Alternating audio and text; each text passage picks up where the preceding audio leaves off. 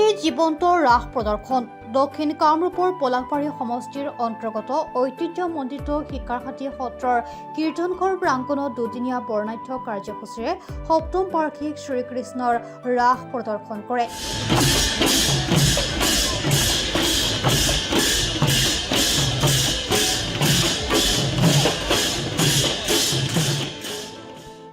যোৱা 15 নৱেম্বৰত ৰাসৰ মাংগলিক কাৰ্য সমাধা কৰি যোৱা নিশা শ্ৰীকৃষ্ণৰ ৰাস জীৱন্ত ৰূপত প্ৰদৰ্শন কৰে।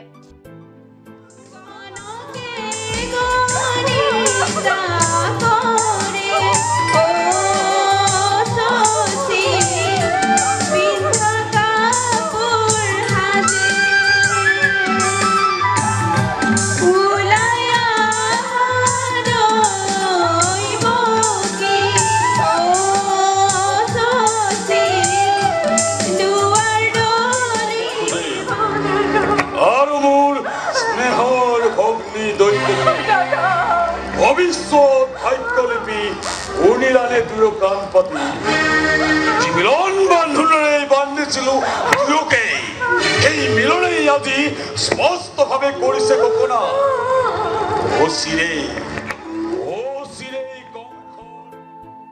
দিনৰ ভাগত আই বাপসকলৰ নাম প্ৰসংগ আৰু ভাগৱত শোভাযাত্ৰা কৰা হয়। ভাগৱত যাত্ৰাবাহক হিচাপে প্ৰাণেশ্বৰ দাসে কাৰ্য সমাধা কৰে। নিশা ৰাসলীলাৰ মঞ্চ মুকলি কৰে অসম ফুটবল সন্থাৰ যুটীয়া সম্পাদক হিমাংশু শেখৰ বৈশ্যই। গোটেই নামনি অসমতে এখন এনেকুৱা এখন ৰাস য'ত আমাৰ মানৱ ৰাস বুলি যি বিখ্যাত গোটেই উজনি অসমত এটা মানৱ ৰাসৰ অনুষ্ঠান আয়োজন কৰা হৈছে। 2018 চনৰ পৰা এই অনুষ্ঠান আয়োজন কৰা হৈছে আৰু আয়োজক সমিতিয়ে যি সুন্দৰভাৱে এই অনুষ্ঠানটো ধৰি ৰাখিছে, বছৰ বছৰ ধৰি অনুষ্ঠানটো কৰি এটা পৰ্যায়লৈ আনিবলৈ সক্ষম হৈছে। মই ভাবোঁ যে তেখেতসকলক শুভেচ্ছা দিছোঁ আৰু মই তেখেতসকলক উৎসাহ দিছোঁ যে এই অনুষ্ঠানটো যাতে আমি ভৱিষ্যতৰ দিনত আৰু সুন্দৰভাৱে আমি অনুষ্ঠিত কৰিব পাৰোঁ, আৰু ডাঙৰকৈ আমি অনুষ্ঠিত কৰিব পাৰোঁ। চিৰাজ দায়েও আজি কৈছে যে এখন গাঁৱৰ মানুহে মিলি এই অনুষ্ঠানটো আজি অনুষ্ঠিত কৰিছে। বাকী আমাৰ মিৰ্জাত বা পলাশবাৰীত বা ছয়গাঁৱত বা ৰামপুৰত যিসমূহ ৰাস আমাৰ প্ৰতিমাৰ জৰিয়তে যিখিনি আমাৰ ৰাস হয় সেইসমূহ গোটেই আঞ্চলিক ভিত্তিত হয়। এইটো খালি এই ৰাসখন এখন গাঁৱৰ নেতৃত্বত অনুষ্ঠিত হৈছে। আমাৰ যদি এই গোটেই অঞ্চলৰ লোকসকল যোগ হয় বা ওচৰে পাঁজৰে থকা গাঁওসমূহ যদি যোগ হয়, যদি এই আমাৰ ৰাসখন যদি আৰু আগুৱাই লৈ যাব পাৰে, আৰু ডাঙৰকৈ অনুষ্ঠিত কৰিব পাৰে, আমাৰ ওচৰত ডাঙৰ ফিল্ডো আছে শিকাৰহাটী স্কুল ফিল্ড। মই ভাবোঁ যে আমাৰ ইয়াতে এই ৰাসখনৰ প্ৰতি ৰাইজৰ আকৰ্ষণ আৰু বাঢ়িব আৰু ৰাইজৰ যি মানৱ ৰাসৰ যি আমাৰ এইফালেতো চোৱা ইমান সুযোগ নাপায়, সেই সুযোগো ৰাইজে পাব আৰু এই ৰাসখন এনেধৰণেই ভৱিষ্যতত বৃদ্ধি হৈ যাব, মানে ৰাসখন ডাঙৰ হৈ যাব বুলি মোৰ অনুভৱ। মঞ্চ মুকলি অনুষ্ঠানত উপস্থিত থাকে সমাজকৰ্মী মহম্মদ চিৰাজ আলী। দক্ষিণ কামৰূপৰ ভিতৰতে একমাত্ৰ শিকাৰহাটীতে অনুষ্ঠিত কৰি আহিছে জীৱন্ত ৰাস আৰু এই ৰাসখনে অনাগত সময়ত এক বৃহৎ অনুষ্ঠানলৈ ৰূপান্তৰিত হ'ব বুলি মন্তব্য প্ৰকাশ চিৰাজ আলীৰ। দস্তুৰ মত এইটো আমাৰ ধৰক এতিয়া আমি যিহেতু আঞ্চলিক ভিত্তিত আমি যিবিলাক দেখিছোঁ মস্ত এৰিয়া একোটা লৈ পেলাই আপোনাৰ এখন ডিষ্ট্ৰিক্টেও এটা মানে পাতে ৰাস পাতে। গতিকে সেয়ে মই আমাৰ ইয়াৰ শিকাৰহাটীৰ ৰাস পূজাৰ কমিটিক মই অনুৰোধ জনাইছোঁ অহাবাৰ যাতে আমাৰ বলাগাঁৱৰ পৰা জাৰুবৰীলৈ যিমানকেইখন গাঁও আছে তাৰে বচা মানুহ লৈ তেওঁলোকে কমিটিখন গঠন কৰক আৰু মই ভাবোঁ ইয়াতকৈ ডাঙৰকৈ মানে ৰাসখন পতাৰ কাৰণে মই আহ্বান জনাইছোঁ। আৰু আমাৰ যিহেতু এতিয়া যুৱ নেতা আমাৰ হিমাংশু শেখৰ আছেই লগত, গতিকে আমাৰ চিন্তা কৰিবলগা কি আছে? গতিকে তেওঁৰ দৰে উৎসাহ দিয়া ব্যক্তি খুব কম আছে অসমত। গতিকে তেওঁ আহি শিকাৰহাটীত নহয় ইয়াত শিকাৰহাটীত তেওঁ 2টা বা 3টা অনুষ্ঠানো কৰিছে।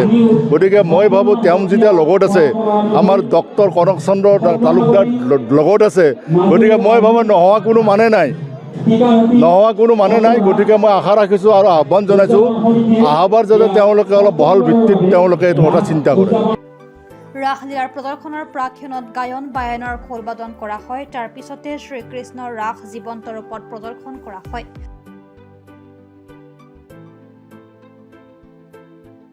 উল্লেখ্য যে দক্ষিণ কামৰূপৰ বৰ্তমান একমাত্ৰ জীৱন্ত ৰূপত প্ৰদৰ্শন কৰা শ্ৰীকৃষ্ণৰ ৰাসলীলা শিকাৰ হাতীয়ে অন্যতম।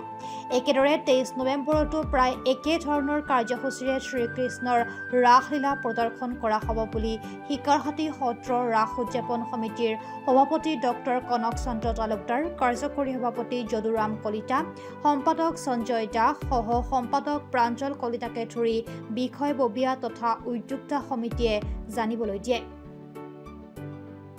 মানুহৰ ৰাস যিটো এইটো আমাৰ অসমৰ সংস্কৃতি, অসমীয়া সংস্কৃতি। আমাৰ গুৰুজনাই শংকৰদেৱ মাধৱদেৱে এনেকুৱাকৈ মানুহৰ দ্বাৰা, তেতিয়া অৱশ্যে মহিলা নাছিলে, পুৰুষৰ দ্বাৰা কৰিছিলে, সত্ৰবিলাকত কৰিছিলে। আৰু এইটো আমাৰ মাজুলীৰ ফালে উজনি অসমত সকলোৱে ৰক্ষা কৰি আছে, কিন্তু নামনি অসমৰ সত্ৰবিলাকত এই সংস্কৃতিটো লোপ পাই গ'ল। গতিকে আমি শিকাৰ হাতী সত্ৰত 2019 চনৰ পৰা 18 চনৰ পৰা এইটো আৰম্ভ কৰিছোঁ আৰু সুচাৰুৰূপে চলি আছে। আশা কৰিছোঁ ভৱিষ্যতে সকলো ৰাইজৰ সহায় সহযোগত আমি এইটো আৰু উত্তৰণ কৰিব পাৰিম। হয়, আমাৰ প্ৰচেষ্টাৰ গোটেই বছৰটোৱে থাকে। তথাপি আমাৰ লক্ষী পূৰ্ণিমাৰ দৰে পৰা আমাৰ নাট আৰম্ভ কৰা হয় আৰু ল'ৰা ছোৱালীখিনিৰ শিক্ষাৰ প্ৰতি নজৰ ৰাখি আমি আজিকালি 15 দিনমানতে আমি ৰাসৰ কাৰণে প্ৰস্তুত হ'ব পাৰোঁ। স্থানীয় গোটেইবিলাক স্থানীয়, তেওঁলোকে শিকি লৈছে।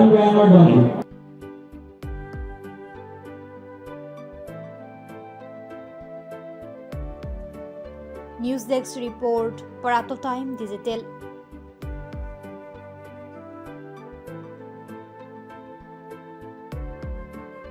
অসমৰ সংবাদ জগতখনৰ বাবে এক সুখবৰ। নৰূপ নসাজেৰে প্ৰায় 30 বছৰীয়া অভিজ্ঞতাপুষ্ট সাপ্তাহিক কবচ পুনৰ এবাৰ ৰাজ্যৰ মাজলৈ। স্বত্বাধিকাৰী প্ৰণীতা কলিতাৰ দ্বাৰা প্ৰকাশিত আৰু অমৰজ্যোতি প্ৰিণ্টাৰ্ছ, গুৱাহাটী কমাৰ্চ কলেজৰ বিপৰীত ফালে মুদ্ৰিত। আমাৰ ঠিকনা মুখ্য কাৰ্যালয়, অসম ফৰেষ্ট স্কুল, হৰি মন্দিৰ পথ, গুৱাহাটী আৰু অস্থায়ী কাৰ্যালয় কলিতা মাৰ্কেট, বিজয়নগৰ, কামৰূপ, অসম। মোবাইল নং 9435114666 আৰু 7024722813।